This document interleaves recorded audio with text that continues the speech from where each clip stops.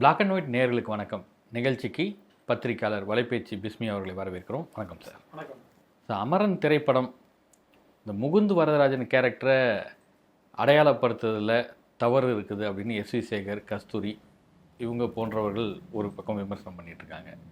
இன்னொரு பக்கம் எங்களை தவறுதலாக அடையாளப்படுத்தி விட்டீர்கள் அப்படின்னு எஸ்டிபிஐ போன்றவர்கள் ஆர்ப்பாட்டம் செய்து கொண்டிருக்கிறார்கள். இப்போது திரையரங்குக்கெல்லாம் பாதுகாப்பு ஏற்பாடுகள் வேறு சொல்லியிருக்காங்க.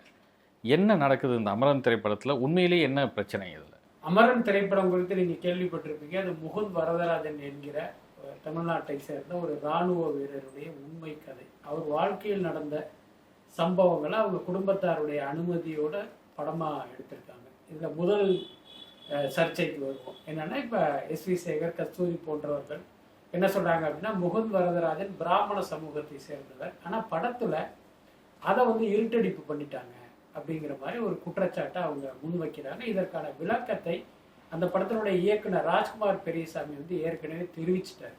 அவர் என்ன சொன்னார் அப்படின்னா, முகுந்த் வரதராஜனுடைய கதையை படமாக எடுக்கணும்னு அவர் குடும்பத்தாரை நாங்கள் அப்ரோச் பண்ணும்போதே அவங்க அப்பா சொன்ன விஷயம் என்ன அப்படின்னா, முகுந்த் வரதராஜன் ஒரு சின்ன வட்டத்துக்குள் நீங்கள் அடைக்காதீங்க. அவர் ஒரு தமிழன், ஒரு இந்தியனாக அவர் பெருமைப்பட்ட ஒரு கேரக்டர். நீங்கள் அந்த மாதிரி அவரை போர்ட்ரேட் பண்ணுங்கன்னு சொன்னாங்க.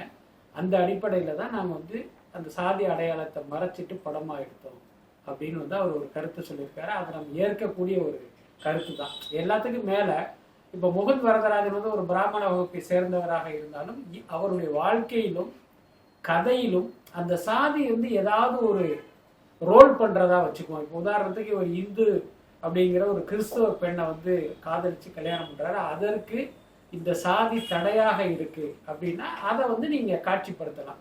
இவர் இந்த சாதி, அதனால இந்த கிறிஸ்தவ பெண்ணை இவங்க வீட்டில் ஒத்துக்கல, அதனால இந்த விளைவுகள்லாம் ஏற்படுது, நீங்க கதை அப்படி டெவலப் ஆகும். ஆனா முகுந்துடைய வாழ்க்கையிலும் சரி, திரைப்படத்திலும் சரி, அந்த மாதிரியான விஷயங்கள்லாம் இல்லை. அதனால அந்த சாதியை நீங்க அடையாளப்படுத்த வேண்டிய அவசியம் இல்லை தான். அதுல எந்த மாற்றமே இல்லை.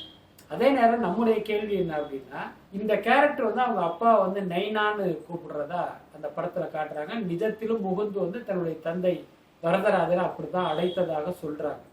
ஆனா நைனா என்பது ஒரு குறிப்பிட்ட சமூகத்தில் புழங்குகிற வார்த்தை.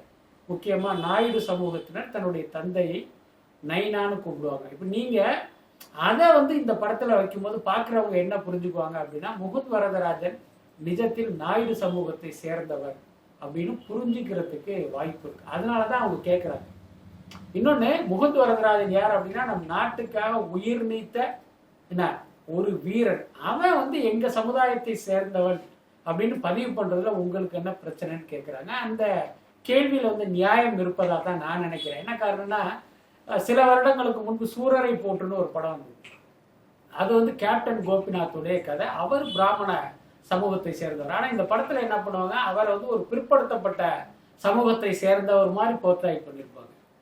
இது அவசியம் இல்லை. ஆனா நம்மளுடைய பாயிண்ட் ஆஃப் வியூ என்ன அப்படின்னா, கேப்டன் கோபிநாத் இந்த அளவுக்கு உயர்ந்ததற்கு அவருடைய திறமை, உழைப்பெல்லாம் ஒரு பக்கம் காரணமாக இருந்தாலும், அவருடைய உயர்வுக்கு ஏதோ ஒரு வகையில் அவருடைய ஜாதியும் பயன்பட்டிருக்கும் அப்படிங்கிறது நம்முடைய அனுமானம் அல்லது சந்தேகம்.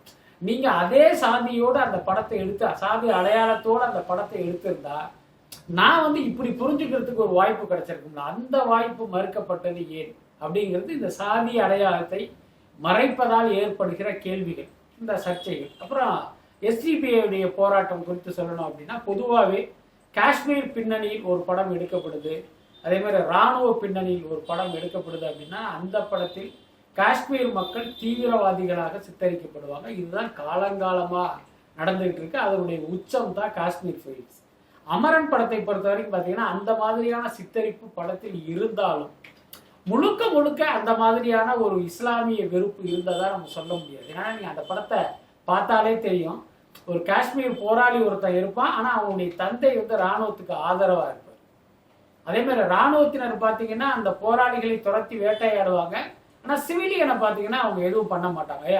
துப்பாக்கியில சூட்ல அவங்க காயமடையக்கூடாது, நீங்க கவனமா இருக்கு அப்படிம்பாங்க. அதன் மூலம் பாத்தீங்கன்னா இராணுவத்தினுடைய ரெண்டு பக்கமும் இந்த படத்துல பதிவாகி இருக்கும். அதே மாதிரி காஷ்மீர் மக்களுடைய ரெண்டு சைடுமே இந்த படத்துல பதிவாகி இருக்கு. அதனால நீங்க ஒரு காஷ்மீர் ஃபைலுக்கு காட்டிய எதிர்ப்பை அமரன் படத்துக்கு காட்ட வேண்டிய அவசியம் இல்லை அப்படின்னு தான் நான் நினைக்கிறேன். நடிகர் விஜய் அவர் குறித்து சீமான் கடுமையான விமர்சனங்களை முன்வைத்துட்டு இருக்காரு. அவருடைய பிறந்த நாளுக்கு விஜய் வாழ்த்து சொல்லியிருக்கிறார். ஆனால் திரைத்துறையை சம்மந்தப்பட்டவர் தான் சீமானும் திரைத்துறை சம்மந்தப்பட்டவர், கமல்ஹாசனும் திரைத்துறை சம்மந்தப்பட்டவர். ஆனால் கமலுக்கு விஜய் வாழ்த்து சொல்லலை அப்படின்னு ஒரு பக்கம் விமர்சனம் எழுது. இது எதனால் இந்த இது?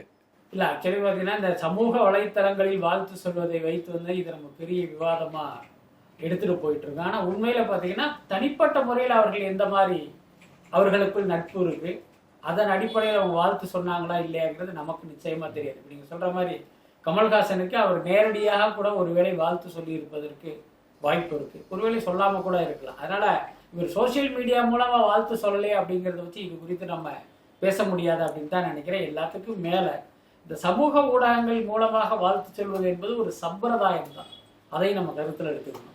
இல்லை, இதில் ஏதாவது ஒரு அரசியல் குறியீடு தான் இருக்கா? அரசியல் குறியீடு இருப்பதற்கு வாய்ப்பு இல்லை. வேணா இப்படி சொல்லலாம், சமீப காலமாக அந்த தமிழக வெற்றி கழக மாநாடு நடந்த பிறகு சீமானும் சீமான் கட்சியை சேர்ந்தவர்களும் விஜய் வந்து கடுமையா விமர்சனம் பண்ணிட்டு இருக்காங்க. எல்லாத்துக்கும் மேல சீமான் வந்து கடும் சொற்களால் விஜய் வந்து விமர்சனம் பண்ணதெல்லாம் நம்ம பார்த்தோம். இந்த சூழ்நிலையில் சீமானுடைய பிறந்த நாளுக்கு விஜய் வாழ்த்து சொல்லுவது அப்படிங்கிறதே கூட ஒரு அரசியலா இருப்பதற்கு வாய்ப்பு இருக்கு. இவர் இத்தனை கடுமையாக என்னை விமர்சனம் பண்ணாலும் நான் வந்து அதை பொருட்படுத்தல, அவர் மீது நான் அதே அன்போடும் மரியாதையோடும் இருக்கேன் அப்படின்னு காட்டிக்கிறதுக்காக கூட அவர் ஒரு பொது வழியில் அந்த வாழ்த்தை சொல்லியிருக்கலாம். எல்லாத்துக்கும் மேல விஜய் அரசியலுக்கு வருவதாக அறிவித்து அதற்கான வேலைகளில் இறங்கிய பிறகு பார்த்தீங்கன்னா அந்த அரசியல் கட்சி தலைவருடைய பிறந்த நாளுக்கு வந்து அவர் தொடர்ந்து வந்து வாழ்த்து சொல்லிக்கிட்டு தான் இருக்காரு. அதனால இதை கூட ரொம்ப பெருசா நம்ம எடுத்துக்க வேண்டியதில்லை.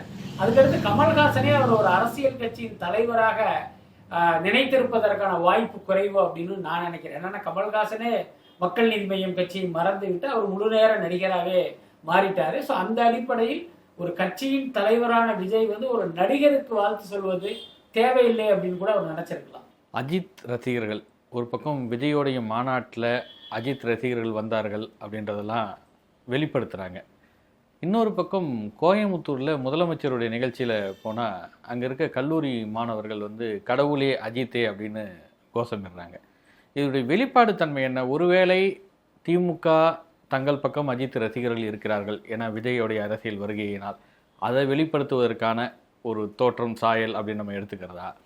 இல்லை விஜய் கட்சி தொடங்குறார், அங்கேயும் அஜித் ரசிகர்கள், திமுக கூட்டங்களில் அங்கேயும் அஜித் ரசிகர்கள் அப்படின்றதான். அஜித் ரசிகர்கள் ஒருவேளை அஜித்தை அரசியலுக்கு வரணும்னு நினைக்கிறாங்களா?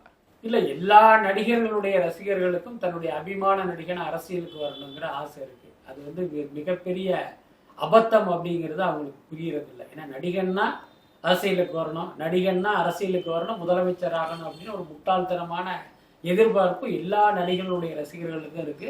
அதற்கு அஜித் ரசிகர்களும் விதிவிலக்கில்லை தான். அதுக்கப்புறம் மற்ற நடிகர்களுடைய ரசிகர்களோட ஒப்பிடும்போது அஜித் ரசிகர்களுடைய அந்த வெறித்தனம்ங்கிறது சில மடங்கு வந்து கூடுதலாகத்தான் இருக்கு. அதை நம்ம பல சந்தர்ப்பங்கள்ல பார்த்துருக்கோம். அதுக்கு ஒரு பெரிய உதாரணம், அஜித் நடித்த வலிமை படம் குறித்த எந்த அதிகாரப்பூர்வ தகவலையும் அந்த பட நிறுவனம் வெளியிடாத சூழ்நிலையில வலிமை அப்டேட்னு பார்க்குறவங்கள்ட்ட எல்லாம் கேட்க ஆரம்பிச்சாங்க.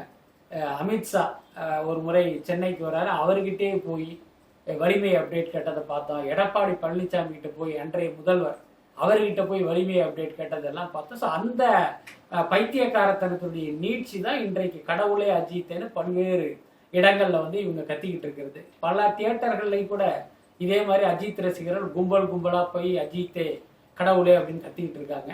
என்ன இருந்தாலும் இவர்களுடைய இந்த கதறலை கேட்டு அஜித் வந்து அரசியலுக்கு வரப்போறது இல்லை.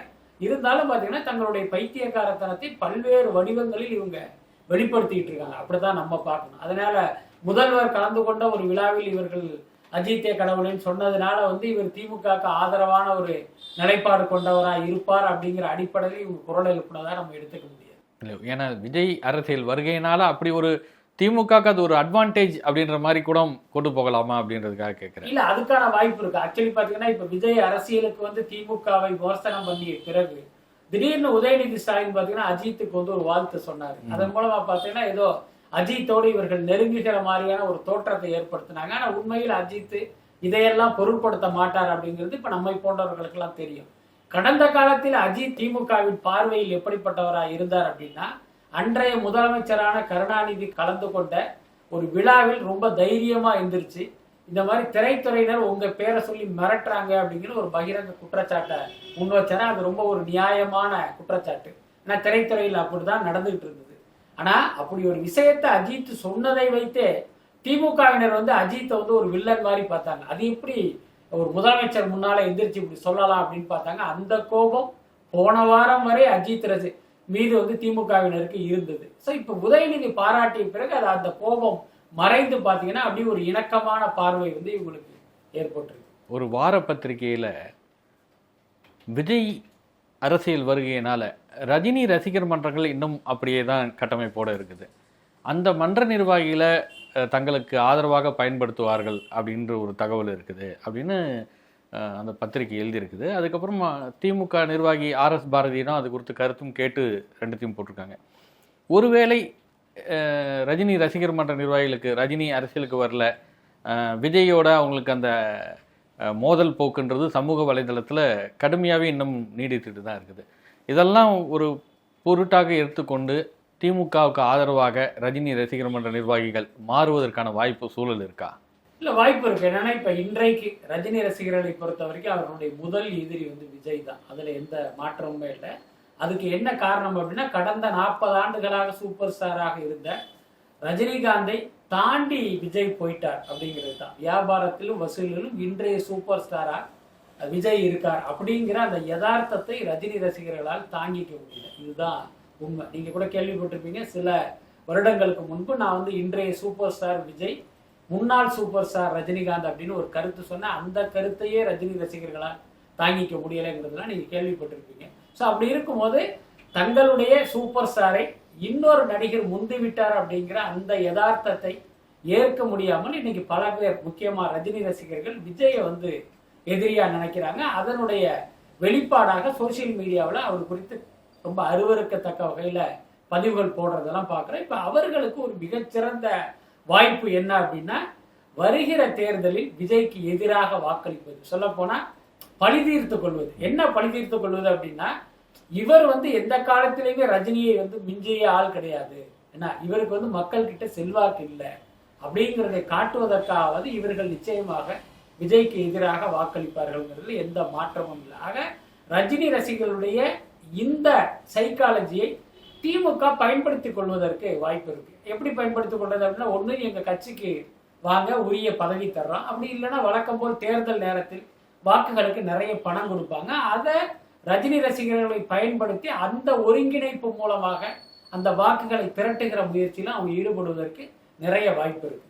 ஒரு பக்கம் ரஜினிகாந்த் வந்து அரசியல் கேள்வியே வேண்டாம், இதை என்னிடம் கேட்காதீர்கள் அப்படின்னு சொல்லிட்டு இருக்கக்கூடிய சூழல்ல ரஜினியோட அண்ணன் அப்படின்ற ஒரு அடையாளத்தை மட்டுமே வைத்துக்கிட்டு விஜய் அரசியல் வந்து இப்போ வந்தது பிரயோஜனப்படாது, அவர் சாதிக்க முடியாது அப்படின்னு ரஜினியுடைய அண்ணன் சத்யநாராயணன் தெரிவிச்சிருக்காரு. சத்யநாராயணன் தெரிவிக்கிறது ஒரு பக்கம், பத்திரிகையாளர் போய் அவர்கிட்ட இந்த கேள்வி கேட்கறது இன்னொரு பக்கம். இது எது சரி? இன்னொரு விஷயம் என்னன்னா, சத்யநாராயணனை கடுமையாக விஜய் ரசிகர்கள் இப்போ சமூக வலைதளத்தில் நேற்றுலேருந்து அட்டாக் பண்ணிட்டு இருக்காங்க. வேறு மாநிலத்திலிருந்து பிழைப்புக்காக வந்தவர்கள், உங்களுக்கு என்ன தெரியும் இந்த அரசியல் அப்படின்லாம் பேசுகிறாங்க. இது தேவையான விமர்சனமா? இது இல்லை அவருக்கு வேறு ஏதாவது ஒரு நீங்கள் சொல்கிற மாதிரி ரஜினி அப்படின்ற அந்த விருப்பு இது வந்து அவருடைய அண்ணனுக்கும் தாக்கத்தை ஏற்படுத்தியிருக்கா? இல்லை, இதனுடைய முதல் குற்றவாளி யாருன்னா ஊடகங்கள் தான். சத்யநாராயண யார் அப்படின்னா ரஜினிகாந்துடைய அண்ணன், அவ்வளவுதான் அவருக்கான விஷயம். அந்த மரியாதையை நம்ம கொடுக்கலாம், தப்பு கிடையாது. ஆனா தமிழ்நாட்டின் ஒரு அரசியல் சூழல் குறித்து அவரிடம் கருத்து கேட்க வேண்டிய அவசியம் என்ன? ஆனா இங்க இந்த கேடுகட்ட ஊடகங்கள் தரங்கட்ட பல ஆட்களை பார்த்தீங்கன்னா தங்களுடைய சுய லாபத்துக்காக பெரிய ஆட்களா மாத்திக்கிட்டு இருக்கு. சமீபத்தில் கூட கஸ்தூரி நடிகை இல்ல முன்னாள் நடிகை கஸ்தூரி ஒரு கருத்து சொல்லி சர்ச்சையில் சிக்கியதெல்லாம் பார்த்தா. அவர் ஏன் இந்த அளவுக்கு கருத்து சொல்றதுக்கு போனார் அப்படின்னா, தமிழ்நாட்டில் அரசியல்ல என்ன நடந்தாலும் கஸ்தூரியிடம் மைக்கை நீட்டுகிறது இந்த ஊடகங்கள் தான். ஸோ இந்த மாதிரி கருத்து சொல்ல தொடங்கிய கஸ்தூரிக்கு தமிழ்நாட்டினுடைய தலையெழுத்தையே நாம தான் தீர்மானிக்கிறோம் அப்படிங்கிற ஒரு எண்ணம் அவங்க மைண்ட்ல வந்ததனுடைய விளைவு தான் அன்றைக்கு அவர் அப்படி ஒரு கருத்து சொன்னது. கிட்டத்தட்ட அந்த மாதிரியான ஒரு மனநிலை தான் இந்த சத்யநாராயணாவுக்கும் இருக்கும்னு நினைக்கிறேன். இன்னொன்னு, ரஜினிகாந்த் வந்து அரசியலுக்கு வரணும்னு நினைச்சாரு, வரல.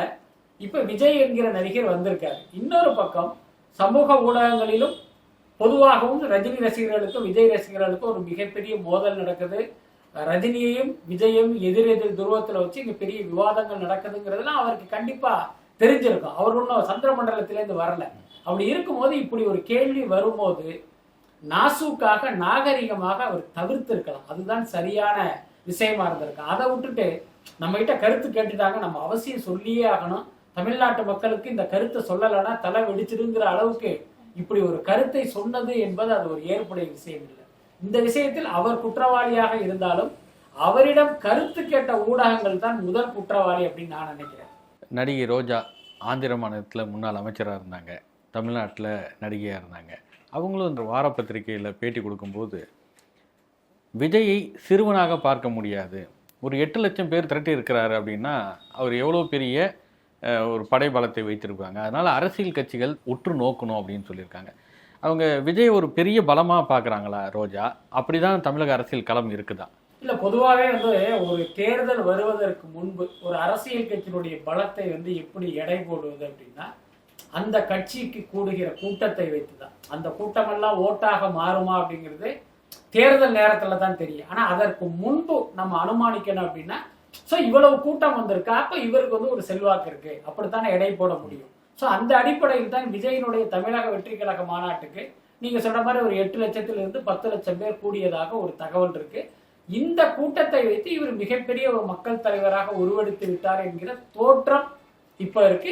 இங்க இருக்கிற ஊடகங்களும் அந்த மாதிரியான ஒரு பிம்பத்தை தான் தொடர்ந்து கட்டமைச்சிட்டு இருக்காங்க. அந்த அடிப்படையில் தான் ரோஜாவும் இப்படி கருத்து சொல்லியிருப்பாங்க அப்படின்னு நான் நினைக்கிறேன். பட் என்ன இருந்தாலும் அந்த தேர்தல் களத்துக்கு அவர்கள் வாங்குகிற வாக்குகளை வைத்துதான் அவர்களுடைய உண்மையான பலத்தை நம்ம எடை போட முடியும். அதற்கு முன்பு வரை இந்த கூட்டம் தான் அளவுகோலா இருக்கும், அதை தவிர்க்க முடியாது. மற்றொரு நேர்காணல் சந்திப்போம். நன்றி சார்.